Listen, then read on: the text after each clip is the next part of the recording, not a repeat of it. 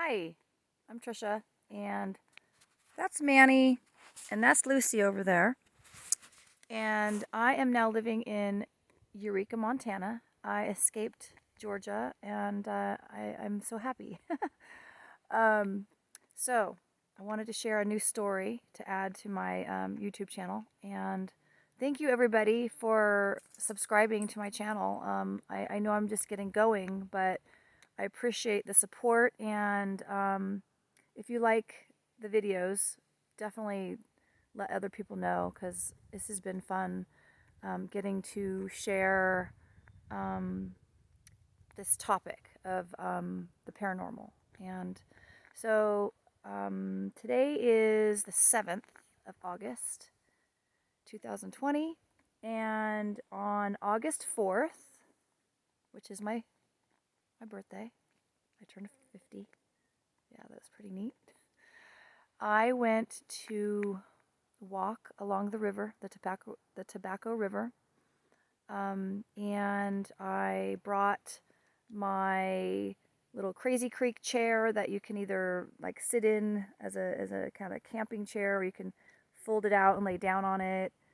And it's got a little a neat pocket so you can put your book in it or whatever. So brought my book, brought my towel, my visor, my water bottle, brought the animals, and walked down there on the trail that goes by the river and then kind of veers off. It's like a 7 mile hike. And then there's spots that you do get closer to the river. And there's this one spot that has a neat like S turn in it, and the water is, I don't know. It's a neat place down there. I've seen deer on both sides of the river there, and there's just something about it that I wanted to go check out. So there's a little trail that you have to kind of go down the bank, like off of the main trail, down the bank, through the tall grass, and then onto the river rocks.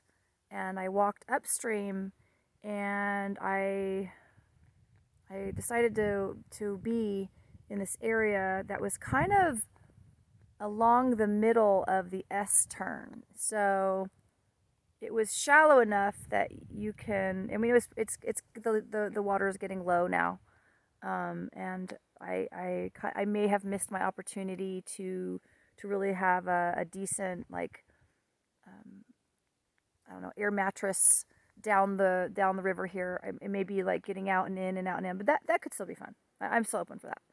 Anyways, so really really nice day. Very peaceful. Where I was, there was absolutely no other humans around, and it was very quiet. And I know I'll be going back there because of the experience that I have. I'm gonna definitely go back and check it out, but I'll probably do some videoing there just because it's a neat location. So I was there for, I don't know, like an hour or two. I'm not sure. I laid down, I was reading my book, and I happened to sit up, or maybe it was even before I laid down to read my book. I looked over to my left and upstream a little bit, and then across the other side of the bank, I saw what it was, either a beaver or an otter. I was trying to figure it out. The tail, I think it was a beaver, but I was having a hard time seeing his tail. Um, but it was there down near the water's edge for a little bit, and then it was gone. It went back up off into the tall grass.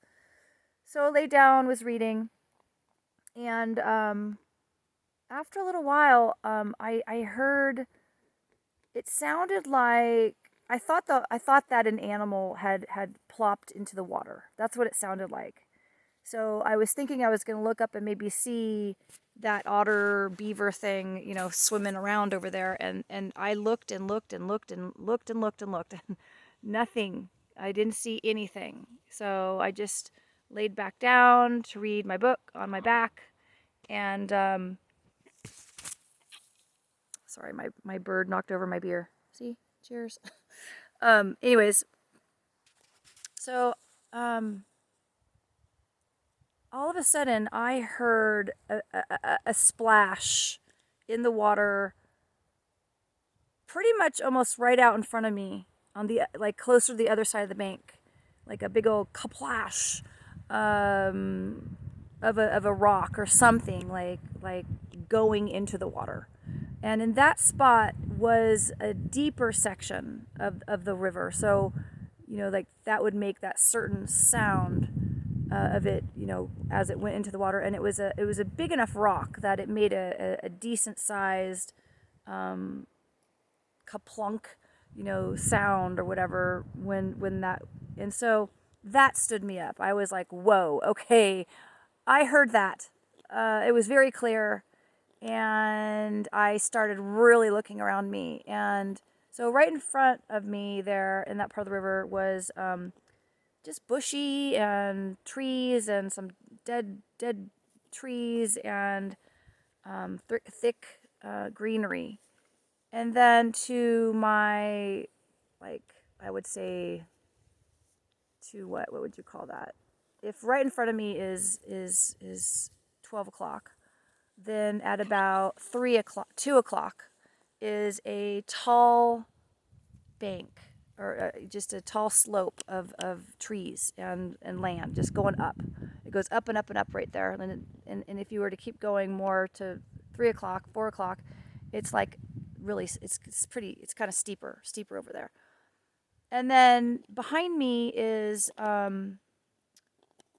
just like more river rock, and then it's flatter, and then it goes up like to the tall grass, and then the trees, and then going closer to where the trail comes down, or where the trail is. So I mean, I'm looking all around, even where the trail is, where people might be. There's nothing, and there's no way that a person could throw a rock that far and land in a person. I'm talking about a human. Okay, so it was pretty interesting. That was the first experience for me that I can ever, like, in my life, being out and about in the wilderness and by rivers and creeks and lakes and all that. I don't think I've ever had that particular experience. I've had some really great other experiences, but that was a first. So then I decided to talk out loud to potentially whoever that was, and I wasn't sure if it was maybe an ancient indigenous spirit doing that, or if it was a Sasquatch. I mean, I was thinking it could be one or the other, and if it was a Sasquatch, I was thinking it might be more of like the adolescent aged range, where they're messing with me a little bit and letting me know they're there, getting my attention.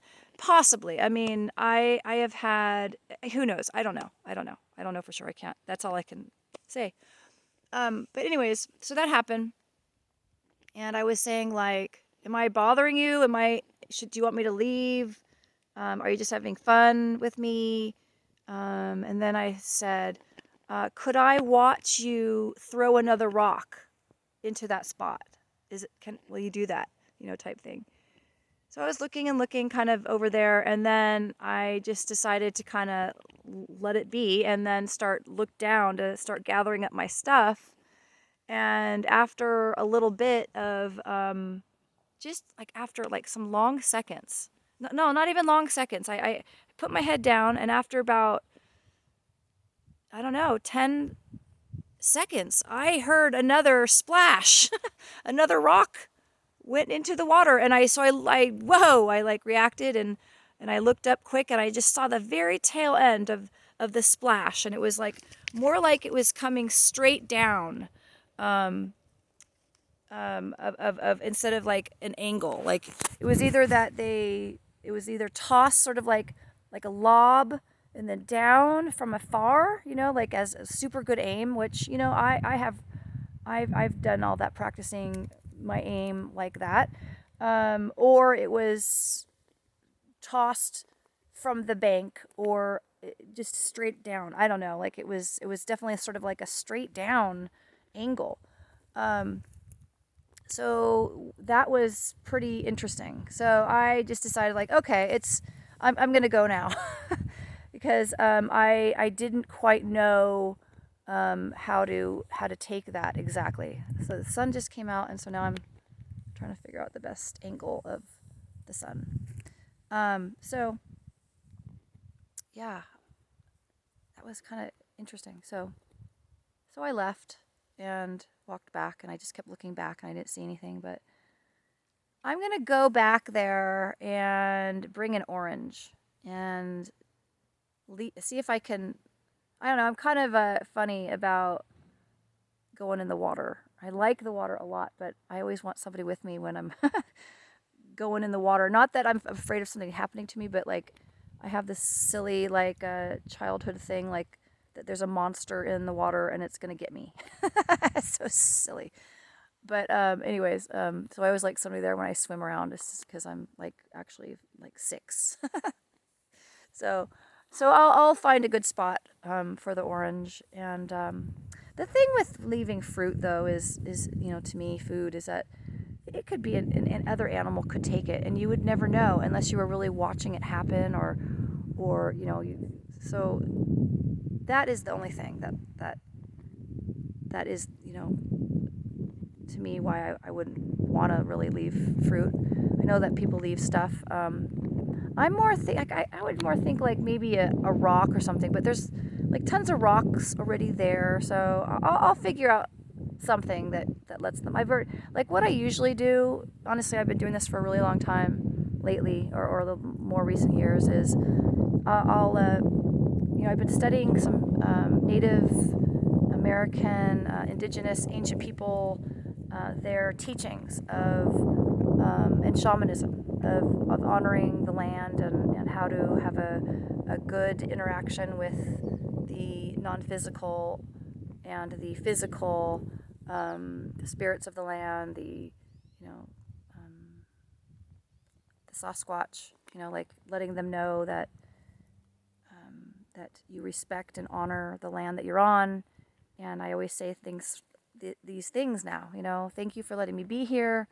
And I really appreciate it. It's so pretty and wow. And I'll go over and acknowledge a tree. And so what I do is I pull out just a couple pieces of my hair, and you can't see it, and then I'll just drop it, like I'll just put it on the ground near where I'm at, or by a tree or something, and it's like kind of a giving to the land and sort of honoring and this sort of thing. And so anyways, I did that. I definitely was like, I'm Trisha. This is another thing I've been doing is I introduce myself. I'm Trisha, and then I say, this is Manny, about my bird, and that's Lucy, and so they know who we are.